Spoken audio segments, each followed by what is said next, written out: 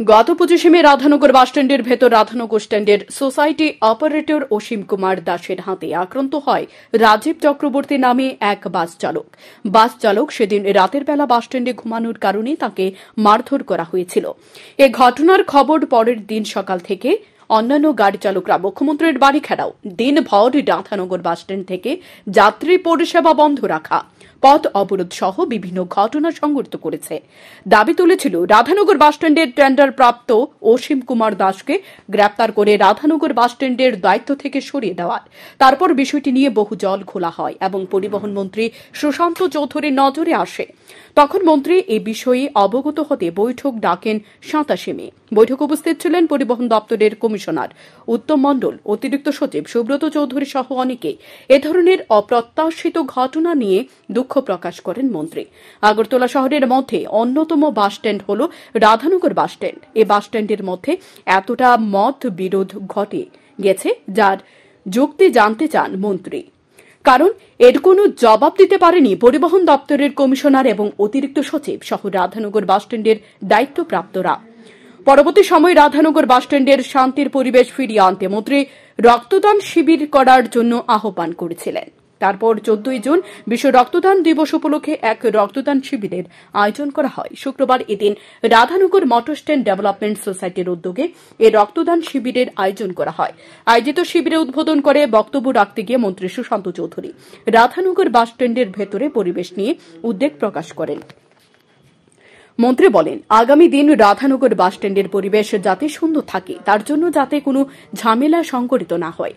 চলার পথে মতবিরোধ হতে পারে, কিন্তু এর জন্য রাস্তা অবরোধ, মুখ্যমন্ত্রীর বাড়ি ঘেরাও এবং যাত্রী পরিষেবা বন্ধ রাখার মতো ঘটনা যাতে সামনে উঠে না আসে।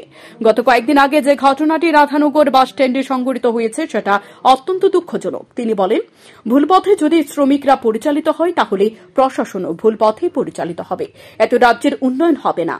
এ ধরনের ঘটনা যদি আগামী দিন ঘটে তাহলে কোনোভাবে বরদাস্ত করা হবে না বলে হুঁশিয়ারি দেন মন্ত্রী। শ্রমিক পক্ষ এবং মালিক পক্ষের মধ্যে যাতে শান্তির পরিবেশ বজায় থাকে তার জন্য আজকের এই রক্তদান শিবিরের আয়োজন করার কথা বলা হয়েছে।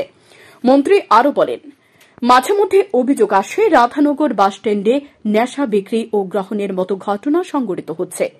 যে ধরনের ঘটনা যদি আগামী দিনে ঘটে তাহলে কোনোভাবে প্রশ্রয় দেওয়া হবে না। নেশার দ্বারা পরিবার ধ্বংস হয়ে যাচ্ছে বলে জানান মন্ত্রী। তারা কিন্তু জানেন না এই রক্ত কার শরীরে যাবে। এটা কি কোনো শ্রমিকের শরীরে যাবে, না কোনো অফিসারের শরীরে যাবে, না কোনো ডাক্তারের শরীরে যাবে, না কোনো ইঞ্জিনিয়ারের শরীরে যাবে। আমরা কেউ জানি না যে আমার দেওয়া রক্ত কার শরীরে সেটা যাবে। সেটা না জেনেই আমার দায়বদ্ধতা রয়েছে। আমি রক্ত দিয়ে একটা রোগীকে বাঁচাতে পারবো, তাই আমার শরীর থেকে আমি রক্ত প্রদান করছি রক্তদান শিবিরের মাধ্যমে। এবং আমাদের মুখ্যমন্ত্রী প্রায় সময় আহ্বান জানান মানুষের কাছে, জনগণের কাছে, সামাজিক সংস্থাগুলোর কাছে যে আপনারা এগিয়ে আসুন, ভারী মাত্রায় রক্তদান করুন। কারণ ব্লাড ব্যাংকগুলোতে রক্তের যা প্রয়োজনীয়তা তার থেকে যোগান কম। আমরা যারা সামাজিক জীবনে রয়েছি, ওই কাঞ্চনপুর থেকে, শাহরুখ থেকে, বেলুনিয়া থেকে, ধর্মনগর থেকে প্রায় ফোন আসে, দাদা আমার মা জীবিতে ভর্তি রয়েছে, অপারেশন করা যাচ্ছে না, রক্তের প্রয়োজন। রক্তদান শিবিরের প্রসঙ্গে বলেন, আজ বিশ্ব রক্তদান দিবস। দিবসটি বিশ্ববাসীর জন্য অত্যন্ত গুরুত্বপূর্ণ একটি দিন। যারা রক্তদানে এগিয়ে আসে তারা বহুমুখী চিন্তা ভাবনা নিয়ে রক্তদান শিবিরের আয়োজন করেছে। রক্তের বিকল্প নেই। বিশ্বের বিজ্ঞানীরা রক্তের বিকল্প তৈরি করার জন্য বহু চেষ্টা করে সফল হয়নি। তাই আজকে যারা শিবিরে এগিয়ে এসেছে তারা যাত্রী পরিষেবা দেওয়ার পাশাপাশি এই ধরনের কর্মসূচিতে এগিয়ে আসা অত্যন্ত প্রশংসনীয় উদ্যোগ। মন্ত্রী আরও বলেন, ব্লাড ব্যাংকে রক্তের শূন্যতা রয়েছে, চাহিদা তুলনায় রক্তের যোগান অনেক কম। তাই মুমূর্ষু রোগীর জীবন বাঁচানোর জন্য এ ধরনের শিবিরের আগামী দিনে অব্যাহত রাখার জন্য আহ্বান জানান মন্ত্রী। রেল পরিবহন করতে হবে, সড়ক পরিবহন করতে হবে এবং জল পরিবহন করতে হবে। সমস্ত সিস্টেমটা নিয়েই আমাদের পরিবহন ব্যবস্থা। তো সেই পরিবহন ব্যবস্থাকে শক্তিশালী করার লক্ষ্যে, আমাদের সড়ক পরিবহন ব্যবস্থাকে শক্তিশালী করার লক্ষ্যে আমাদের যারা শ্রমিক ভাইরা আছেন বা আমাদের যারা মালিক পক্ষরা আছেন দাঁড়িয়ে, তারা উদ্যোগী হয়েছেন এই রক্তদান শিবির আয়োজন করার জন্য। এবং তাতে আমরা পরিবহন দপ্তরের তরফ থেকে সহযোগিতা প্রদান করছি। রক্তদান মানে জীবনদান, তার কোনো বিকল্প নেই।